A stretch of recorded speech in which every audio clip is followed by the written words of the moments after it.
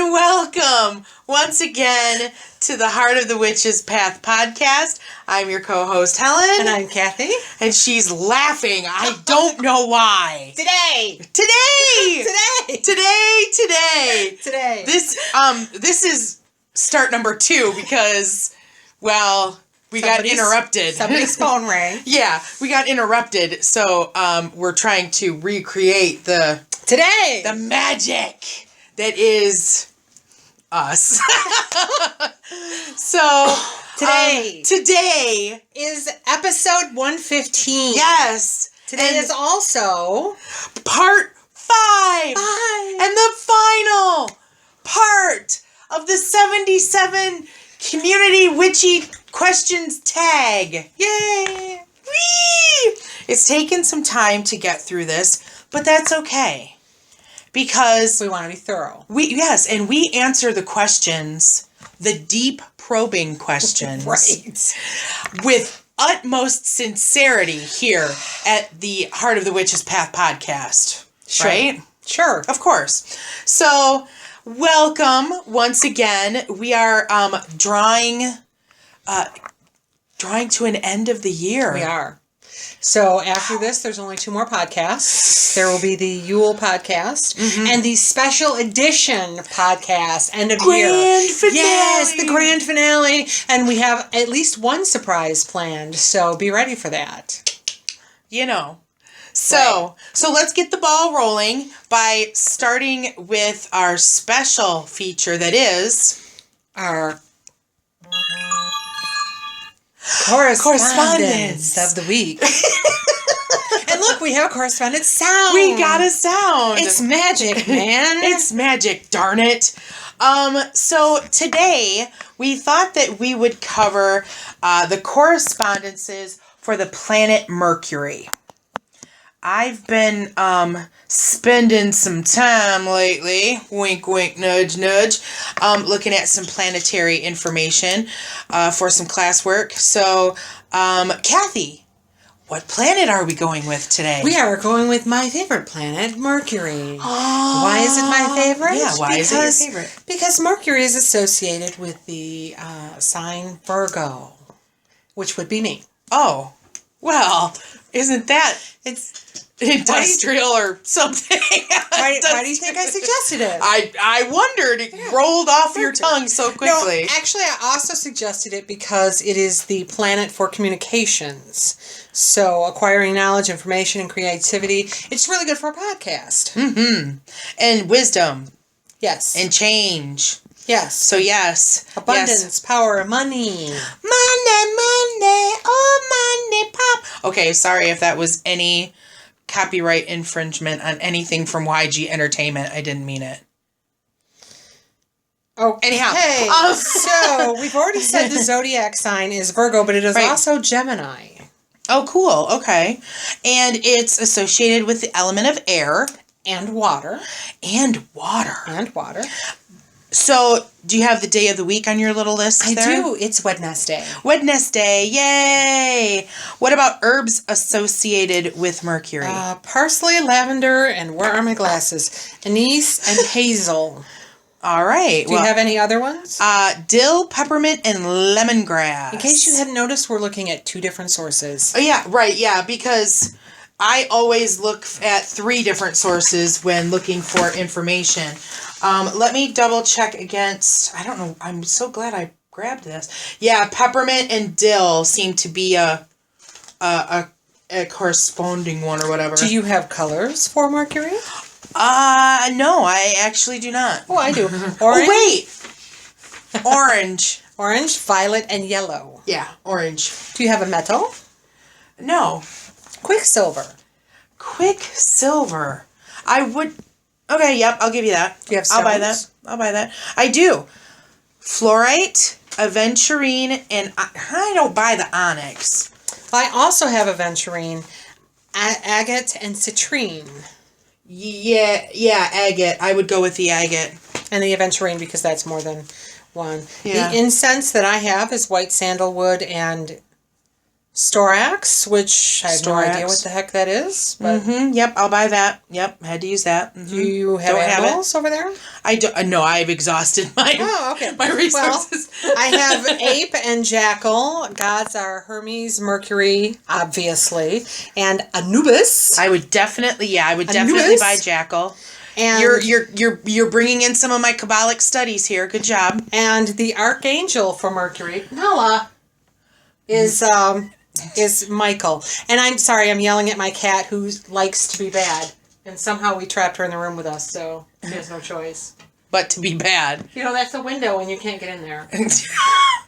She's trying. She's trying ever so. Oh, that's hilarious. Yes. So Mercury. So that was Mercury. Our correspondence of the episode. No, I'm not ready for that song. Okay, wait. Hold on. Here. Wait a minute. Here, I'll say it again. Our correspondence of the episode. Oh, that's gonna be funny. That's awesome. That's magic, man. All right.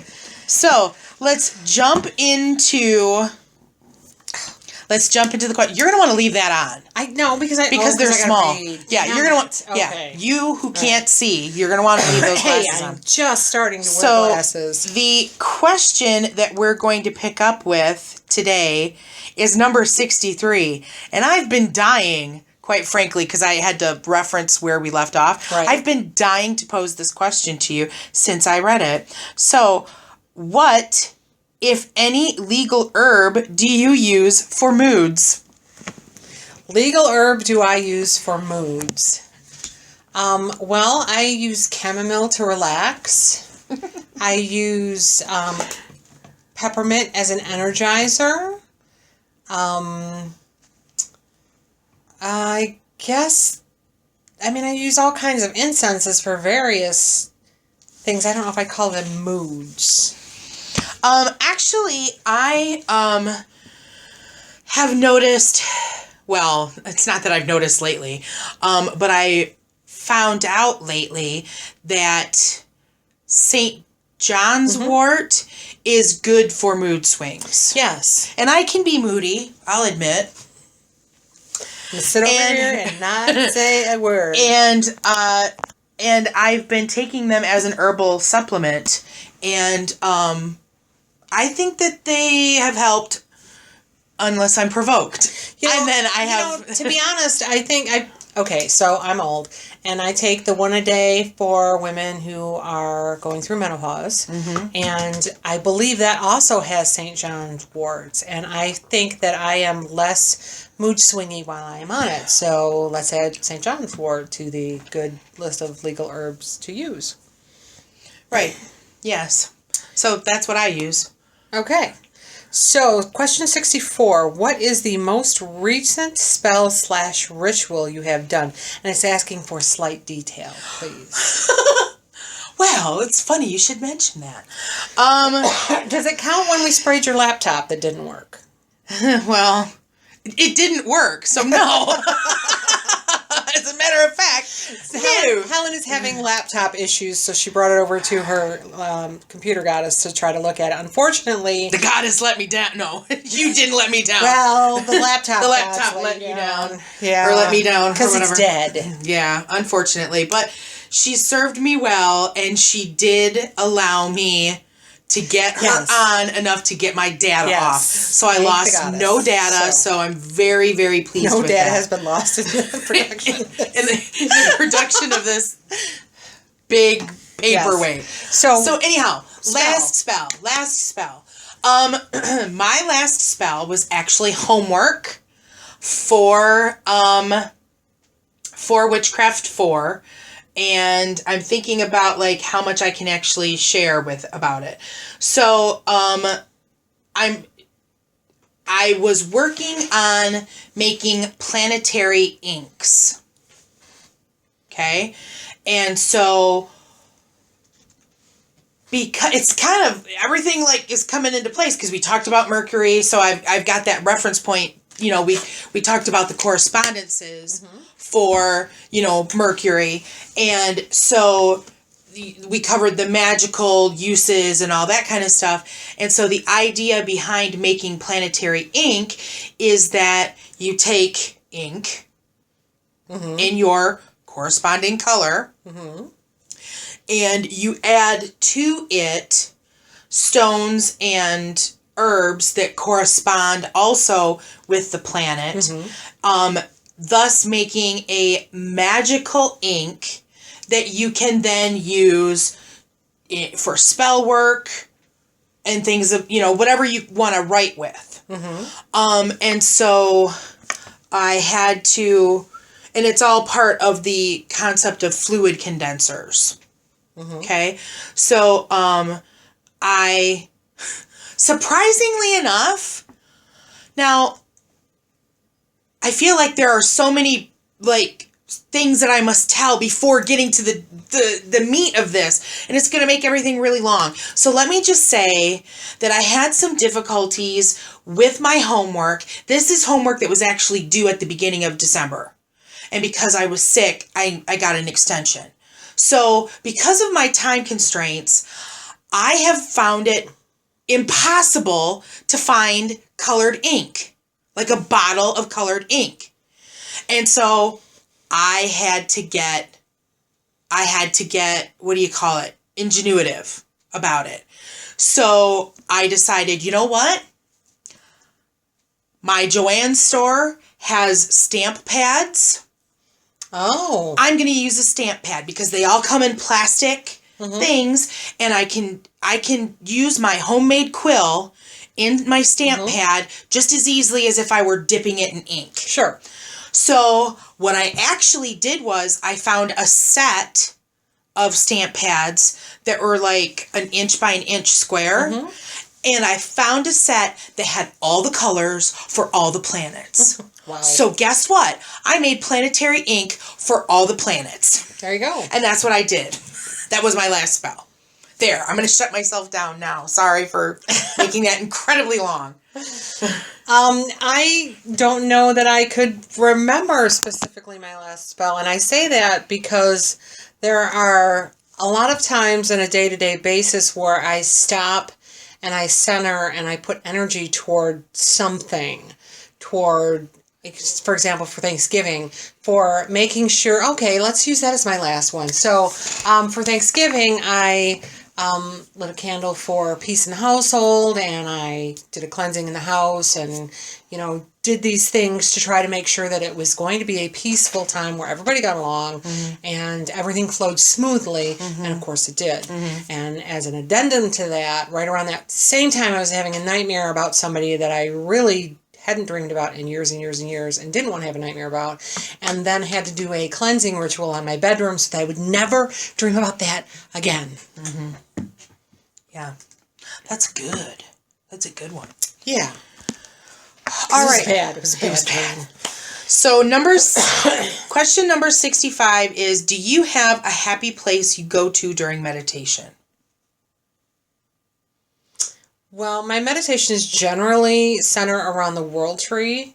And if I put thought into it, then I try to go toward the inner temple, which, of course, if you listen to this podcast, you know that Helen and I are both adherents to the Temple of Witchcraft form of magic, and that is detailed in the inner temple and continuing out throughout the books. So yes, my inner temple of witchcraft. Right.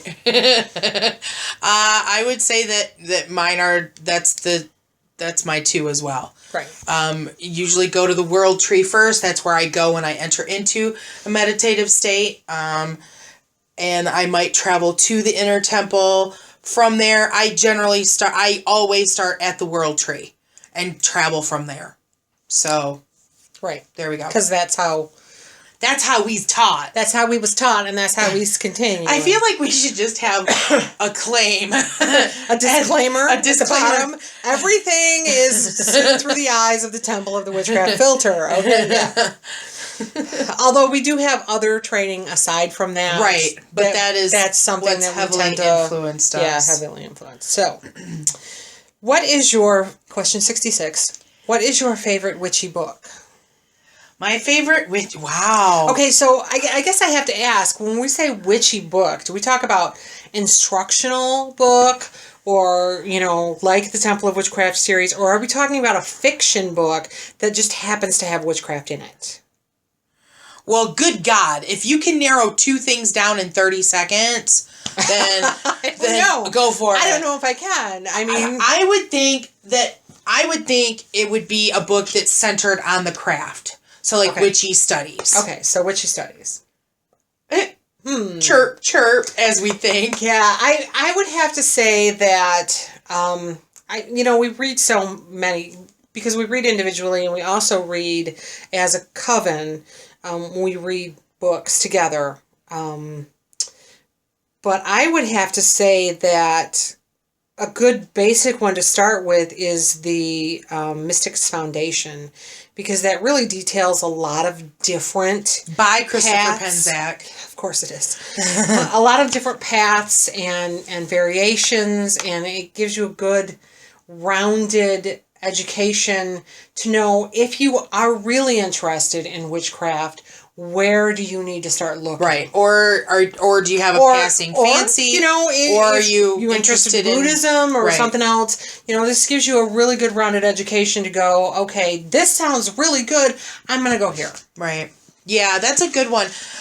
For me personally, I would have to say that Gay Witchcraft by Christopher Penczak is important to me personally. Oh, go ahead. I'm just going to state something after you state that. Because for me, that book made it so that I essentially brought 2 parts of my life together. Right. In one. Okay. That. Now we have to come up with a non-Christopher Penczak book. Okay? And you can't look around here because they're all downstairs in the coven room. Okay? You can't even look here. So, you know what? Okay, one that I really, really like is, I don't even remember what it's called. What's that Jackie Smith book called that was spiral bound? Oh yeah, that was really good. Because that is like, it's a hoodoo. Yeah. Yeah, I don't know what it was called. It's a thin book, but it's like good reference for like herb stuff and... Yeah, that was a really good reference. I do not know what it was called.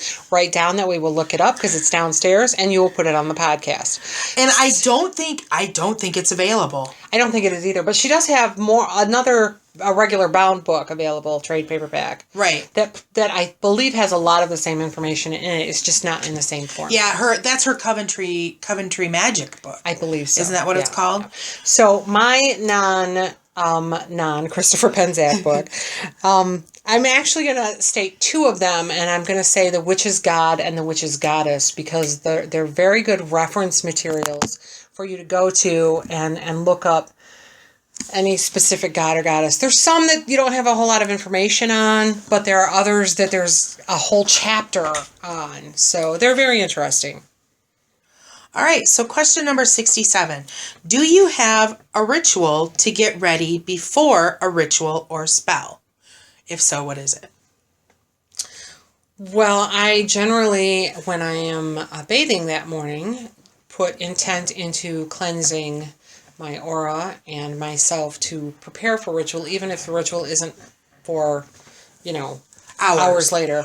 But we also tend to, as a coven, have a lead ground and centering prior to ritual, which I think is very helpful. Yeah. Same for me. I try to always have ritual soap that I will bathe with, something that is either, like the one that I currently have is a bar that I bought. I've made soap for myself before, but what I have right now is a bar that was made for, ritual cleansing. So, but what I've made before is a soap that had, I took a real native approach and I used the 4 sacred herbs or plants to the native people, which are sage, sweetgrass, tobacco, and... Well, it's been a while. It's been a while and I happened to have an oil that had 2 of them in it, and so I added the other 2 as dried matter. You had everybody. I made everybody. Yeah, I still have a bar downstairs. I should look at. I should make more of that. But yeah, that's what I do. Right. So Oh, sorry. Oh, God, my turn to read. 68. 68. Do you always use your own spells or do you tweak others? I used to use spells out of the book. When we were baby witches, I think we've talked about this. Whenever we did a ritual, we had to do a spell. And so a lot of those came out of books. But now I pretty much write my own. Yeah, I would say that as well. Because I'm a firm believer that if you want to get something done, you have to do it yourself. Right. And part of that is you have to use things that mean something to you. Because if you don't think that pink means love, using pink in a love spell is not going to help you. Right. Exactly. It's just not. And that's what we've learned as we, because, we were doing the spells and doing the rituals, and it was all stuff that we pulled out of books or, off the internet or whatever. But then when we made the conscious decision that, okay, wait a minute, we need to learn our craft. Right. That was like the biggest lesson about spellcraft that we learned was that it has to resonate with you. Right. Right. So really, if you have the time and want to get into it, what you should do is come up with your own color correspondence and your own herb correspondences. And a lot of times... So now we'll reference the books, and we'll reference the correspondence tables, and we'll go... Well, part of it is we'll go, oh, yeah, we have that, and we have that, and we have that. But the other part of it is, I don't feel that that's a good thing to use for this. I feel this over here, even if it's not on the reference material. And that's why, it's important that you maintain, like, journaling, because that's where you find, okay, so I've done this, but did it work? Right. And so your journal and your Book of Light, Book of Shadows, Grimoire, whatever you're calling it, when you trial and error things, that's what you have those things for, is to reference that so that you can go back. And I have to say that words that come from your heart are going to have more power than words that you read by rote off a page. Right. Exactly. Yes. So 69, do you prefer spells/ritual inside or outside?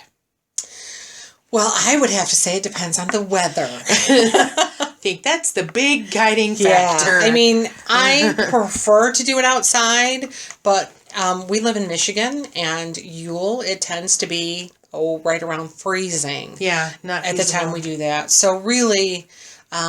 anything, and a lot of times it's too cold at Samhain as well. So anything from Samhain to May Day, Beltane. Beltane's usually the first one we do outside if the weather's warm enough. Right. Yeah, we're lucky enough that we have a circle outside. And so, like Kathy said, if weather permitting, we're outside. Right. As far as spell work goes, a lot of my spell work is at home. And so that's usually inside. Right, in front of the altar or just wherever you Sacred need the space. spell. Right. If you need a spell driving down the road, do a drive down the road. Exactly. Yeah, so, I mean, of course, Wicca being a nature-based religion, of course we like to be outside for stuff like that as much as possible. It's not always feasible. Well, and I think that Wicca and witchcraft is a, what is the word I'm looking for?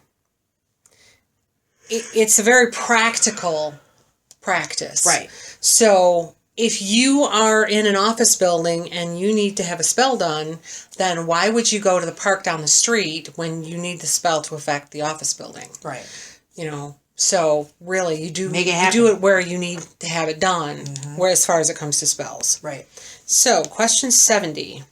If you are coming from a Christian/Catholic background, did you find the transition hard with family and the whole going to hell thing? Basically leaving all you have been told was right. Oh, this is a good question. And could take us a long time. I came from a near Catholic background because I was raised Episcopalian. And quite honestly, I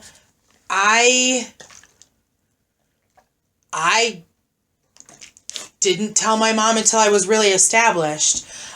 So I didn't come into any fire and brimstone. I haven't had any experience like that with the people, and I'm pretty out.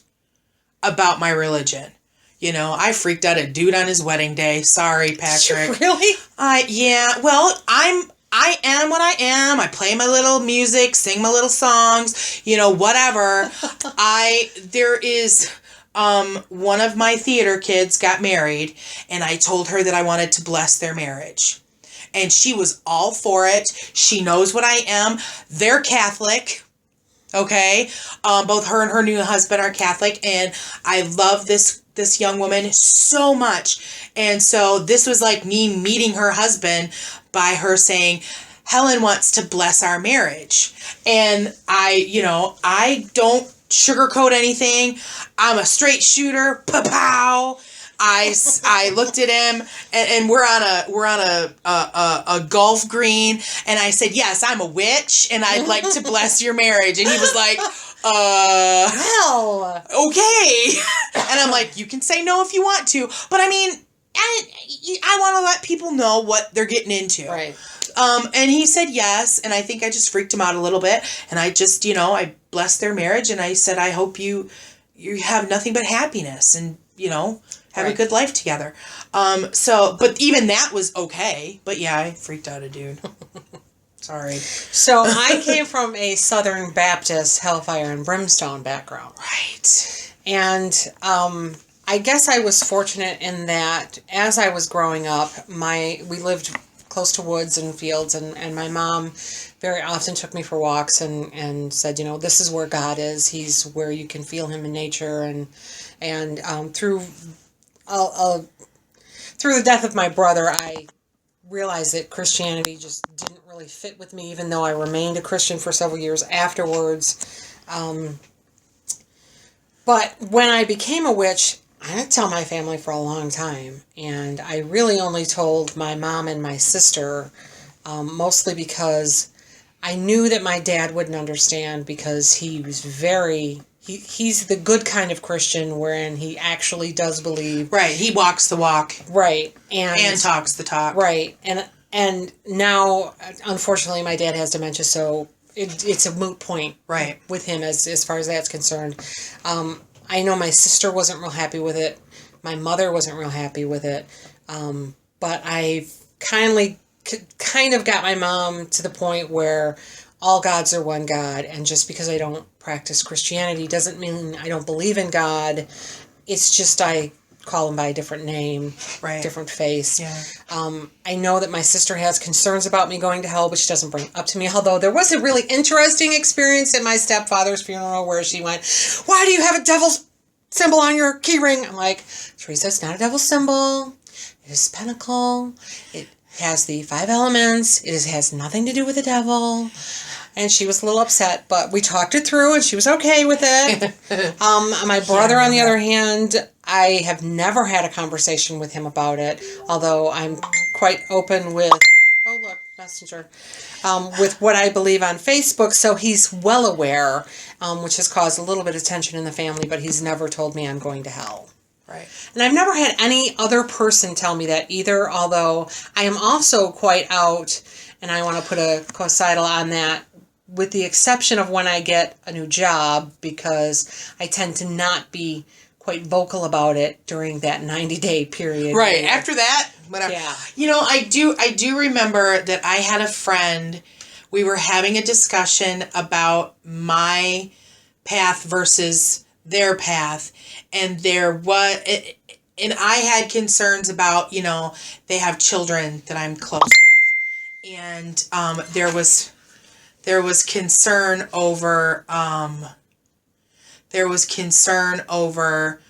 she was concerned about seeing me in the afterlife. And I said, don't worry about it. I said, we're going to go to the same place. It's fine.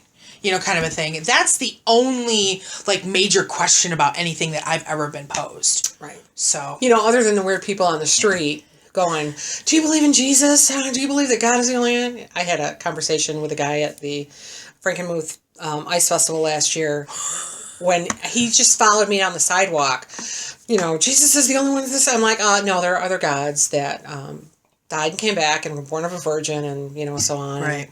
But other than that, no. Okay. Yeah. All right. 71. What are your totem animals? Oh, I have a list. Start with your personal totem. My personal totem is a black jaguar. And I have worked with her for quite some time. Then I have been in the process of going through the Temple of Shamanic Witchcraft by Christopher Penczak. I'm going through the other totem animals. Because in that you can come into contact with an animal spirit guide from each of the four directions, the four traditional directions, as well as above, below, center, right, left, and right. Right. I don't know that I can tell you directions, but bee has spoken to me by stinging me in the arm. Deer, bear. That stupid squirrel that kept coming and talking to me at work. It would come sit on my windowsill. I know there are others, and I can't think of them off the top of my head, and I apologize for that. I have them written down somewhere. For me, my personal totem animal is a wolf named Two Paws. My animal spirit guides are rabbit, stag, cat, bear, eagle, prairie dog, blue jay, snake, spider. So you've been going through these through your schooling quite often, and I don't. So, my bad. I got really lucky with them because a lot of times people meet them one at a time. Right. I was in a meditation and I already had Two Paws forever in a day. And I went into the exercise for that meditation to start making contact, and it was like boom, boom, boom, boom, boom, boom, boom, boom, boom, boom, boom. So I got very lucky with that. And luckily I remembered everything, and we've, maintained and developed relationships afterwards. So question 72. What are some of the things you reuse after spells ritual work? That I reuse? Nothing. Spell work wise, nothing. If I use something for a spell, then it's for that spell and I'm done.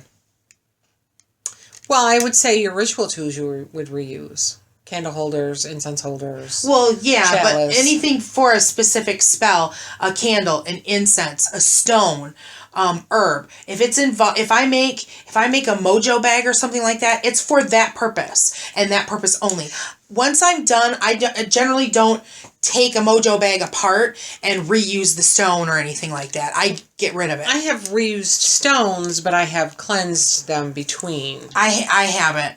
You're done. And I have to say that if you are doing an extended spell work, that you would like the Jackie Smith candles where you have a candle for clearing or grieving or whatever.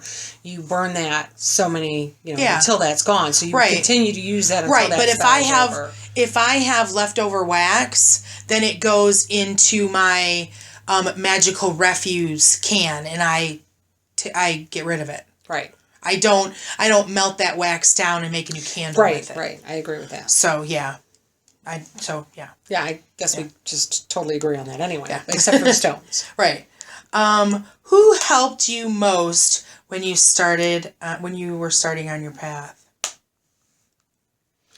See, I started on the path long before you did. So I guess there was a girl that, so weird. So we were working together, and we were kind of reading and learning together for a little while, and then her grandmother gave her the Christian guilt trip, and so she got rid of all of her stuff and went back to Christianity. I guess I would have to say that being in a coven and having somebody to encourage me to learn with has helped me the most. Mm-hmm. Yeah, I would say you. Because I had someone close to me when I lived in the UP that was a witch, but that was before I was ready to look into that. Right. So I missed the boat with that. But that's fine. And I wouldn't it wasn't call that right. missing the boat. It wasn't the right time. Yeah. Just like when I was looking into it when I was in my early 20s, it wasn't the right time for me either because of various things. So, question 74. Do you know any good witchy phone apps? Well, I do. I have a moon phase app on my phone, and I like. I was just looking at. It's a moon phase app. And I have, I actually have a rune app that I really like. But since we're recording on my phone, I can't really access those names. Well, I could. I just don't want to take the chance of screwing up this recording. So yeah, actually, I think that's the moon phase one is the only one I have. I think I did have a rune one on at one time, but there's not that many out there that I saw. There really isn't. And I know that there's one like to do altars that I did install at one point, but then it was kind of lame, so I uninstalled it. I know there's a couple out there. It just depends on the operating system, too, that you're using, obviously. Yeah. I would definitely recommend a moon phase one, though, because... Oh, it's so convenient to have. Yeah, it just is. And, even if you don't follow the phases, the days, the times religiously, moon phases is always a good one to go by because, if you need something that you need a waning moon for, you just wait a few days. Right. So... Right. Number 75. What is your favorite magical study? Yes, and there are frowns. I guess that would be like what, herbalism, divination. Yeah. Yeah, still frowning. I kind of like all of it because so many things add so many other things. Even incense, the scent work, that I guess I can't say that it lends to your mundane life because really none of it's mundane. So if I'm using, I've been sick recently, so if I'm using rosemary and menthol and what's the other one? Eucalyptus. Not only am I using that in a mundane way to open up my sinus passages in my chest, but I'm also using the magical properties of that. And, I can use the oil and draw a rune to help bring healing. And I guess it all just plays around everything else. So I can't say that there's any one thing I like more than any other. Yeah, I guess I would have to say the same thing. I know that Crystal's really good with herbs. If I have a question about something, she's the one that I go to about that. I don't know that I have like a specialization or anything like that. Yeah, I don't either. Although I do like stones, but I haven't really specialized in them. Yeah. Yeah, I'd say it's a lot more. The whole thing. Yeah. So, question number 76. Outside of YouTube and Facebook community, do you have a lot of witchy friends in the physical world? This is hilarious. Why? I have a whole coven full. And I don't have any witchy friends on YouTube because I'm not a YouTube troller, I guess. I do have a few more on Facebook, but they're generally people I've met face to face.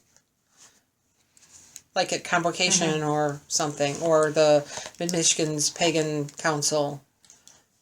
So yeah, I've come into contact with a few really cool people on YouTube lately, but I don't know them, so I would never. They're not friends. I enjoy the information they put out and stuff, but as far as friends, then it's my coven and people that I've met, that way. So, yeah. Are we on the last question yet? Last question. Number 77. Do you feel that the deities we work with are a force from one higher power and that all beliefs and religions are from the same or one God/place? Well, I have stated before, and we'll state it again, that I am a firm believer that all gods are the same God, and the variances in what we call them, how we practice and worship them, has more to do with how we as individuals and as cultures can wrap our brains around the concept of God. It's God is like a die, a multi, or I say Diamond. die. You say diamond, I say die. Okay, Diamond. a diamond. No, I actually mean like a die, like a 30-sided die, where you can't really. Some people can only see one face, like a diamond facet. And other people can open that up and see other facets and go, yes, it's still part of the same diamond. We're just going to call this one Bast, and we're going to call this one over here Bridget. You know? And a lot of how we practice worshiping God, or I really don't like that term, but the practice of religion has to do with our culture and how that has developed. Obviously, the different religions have developed culturally differently. Oh, wow, this is a long one. But it began with how we see those faces of God or goddess or whatever. Right. Yeah, I feel the same way. I mean, we learned early on that diamond analogy from the Corellian teachings. Right. And that really resonated with me, and that's something that stuck with me, and that's an analogy that I use all the time. Right. So, yeah, I think that it's one universal deity. I had that idea before I even came to witchcraft. So, yes, I believe that it is one universal deity that presents itself in a way that makes it so you can understand and connect. Right. So, and it's just the weird people out in the world that pervert everything.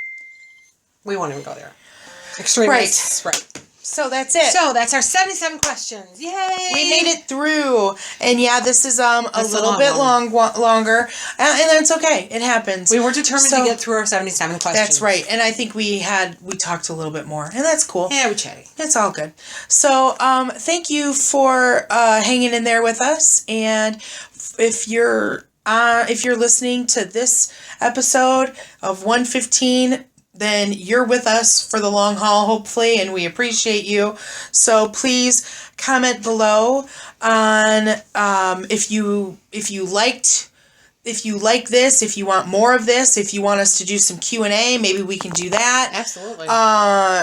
Those types of things. So give us a thumbs up, subscribe if you haven't already, and until next time, when we talk about Yule, thank you for hanging out with us and for walking the path a little bit with us. I'm Helen. And I'm Kathy. And until next time, blessed be. Blessed be.